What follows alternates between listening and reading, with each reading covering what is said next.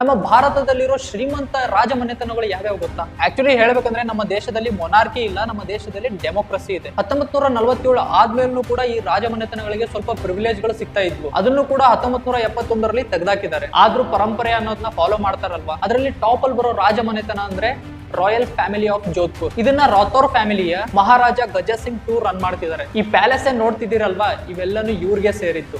ಈ ಪ್ಯಾಲೇಸ್ ಅಲ್ಲೇನೆ ಪ್ರಿಯಾಂಕಾ ಚೋಪ್ರಾ ಅವರ ಮದುವೆ ಕೂಡ ಆಗಿತ್ತು. ಈ ಪ್ಯಾಲೇಸ್ ಗಳನ್ನ ರೆಂಟ್ ಕೊಡೋದ್ರಿಂದ ಈ ಫ್ಯಾಮಿಲಿಗೆ ಮೇನ್ ಆಗಿ ಇನ್ಕಮ್ ಬರುತ್ತೆ. ಒಂದು ರಫ್ ಎಸ್ಟಿಮೇಷನ್ ಪ್ರಕಾರ ಈ ಮನೆತನದ ನೆಟ್ ವರ್ತ್ 20,000 ಕೋಟಿಗಿಂತ ಜಾಸ್ತಿ ಇದೆ. ಇನ್ನು ನೆಕ್ಸ್ಟ್ ನಮ್ಮ ಕರ್ನಾಟಕದ ಒಡೆಯರ್ ಮನೆತನ ಬರುತ್ತೆ. ಅದನ್ನ ಈಗ ಯದುವೀರ್ ಒಡೆಯರ್ ಅವರು ನಡೆಸ್ತಿದ್ದಾರೆ. ಮೈಸೂರು ಅರಮನೆ ಅಂತೂ ಎಲ್ಲರೂ ನೋಡಿರ್ತೀರಾ. ಈಗ ಇದನ್ನ ಸರ್ಕಾರ ಮ್ಯಾನೇಜ್ ಮಾಡುತ್ತೆ. ಬಟ್ ಅದೆಷ್ಟೋ ಆಸ್ತಿನ ಇವ್ರ ಪೂರ್ವಜರು ಬಿಟ್ಟೋಗಿದ್ದಾರೆ, ಅದನ್ನ ಇವರು ನೋಡ್ಕೋತಾರೆ. ಇದರಿಂದನೇ ಇವ್ರಿಗೆ ಮೇನ್ ಆಗಿ ಇನ್ಕಮ್ ಬರುತ್ತೆ. ಇಂಡಿಯಾದಲ್ಲಿ ಇನ್ನೂ ಎಷ್ಟೋ ತುಂಬಾ ಫ್ಯಾಮಿಲಿಗಳಿದಾವೆ. ಫಾರ್ ಎಕ್ಸಾಂಪಲ್ ಗೆ royal family of Jaipur, Gaekwads of Baroda, royals of Mewar, ಈ ತರ ಇನ್ನೂ ತುಂಬಾ ರಾಜಮನೆತನಗಳಿದಾವೆ. ಬಟ್ ಇಲ್ಲಿ ಇಂಟ್ರೆಸ್ಟಿಂಗ್ ಫ್ಯಾಕ್ಟ್ ಏನಂದ್ರೆ ಇವ್ರಿಗೆ ಇನ್ಕಮ್ ಹೇಗ್ ಬರುತ್ತೆ ಅಂತ ನಾನ್ ರಿಸರ್ಚ್ ಮಾಡಿದಾಗ ಗೊತ್ತಾಗಿರೋ ಇವ್ರ ಪೂರ್ವಜರು ಕಟ್ಟಿಸಿರ್ತಕ್ಕಂಥ ಪ್ಯಾಲೇಸ್ ಇದಾವಲ್ವಾ, ಅವನ್ನ ರೆಂಟ್ ಕೊಡೋದ್ರ ಮೂಲಕನೇ ಇವ್ರಿಗೆ ಮೇನ್ ಆಗಿ ಇನ್ಕಮ್ ಬರೋದು.